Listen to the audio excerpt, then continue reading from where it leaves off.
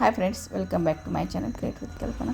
इथं मी दाखवत आहे बघा तुम्हाला आंबाड्याची भाजी आणली होती यांनी माझ्या मुनी, आणि त्यांना आंबाड्याची भाजी खायची होती. तुम्ही कशा प्रकारे करता आंबाड्याची भाजी मला नक्की कमेंट करून सांगा, आणि माझी कशी आवडली ती बघा. मी माझी हे आई करते त्या पद्धतीने मी कित्ता केलेली आहे बघा. पहिल्यांदा त्याला धुवून घेतलं होतं स्वच्छ आणि पाणी निथळू दिलं होतं, आणि त्यानंतर मग मी कढईत भाजण्यासाठी त्याला टाकलं होतं आणि त्याला भाजून घेतलं होतं.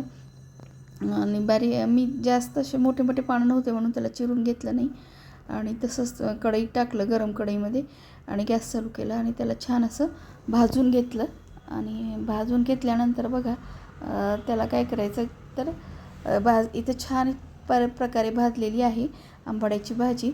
आणि बघा नंतर मी काय करणार आहे, त्याला पाण्यात टाकणार आहे आणि असं स्वच्छ धुवून घेणार आहे. गरमच पाण्यात टाकलेली आहे आणि त्याचं चिकट पाणी असं निघतं, आणि ते आंबट पाणी असतं. आंबाडे म्हणूनच आंबाड्याची भाजी म्हणतात तिला, आंबट असते म्हणून, खूप आंबट असते.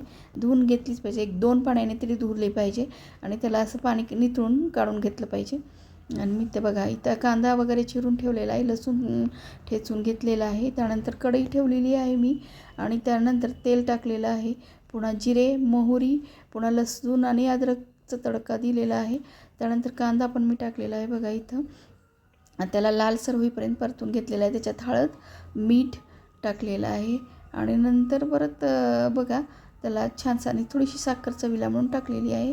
त्यानंतर आपण जी निथळून पाणी घेतलेली भाजी होती भाजून घेतलेली ती टाकलेली आहे. पुन्हा शेंगाचं कूट टाकलेलं आहे आणि बेसन पीठ पण टाकलेलं आहे.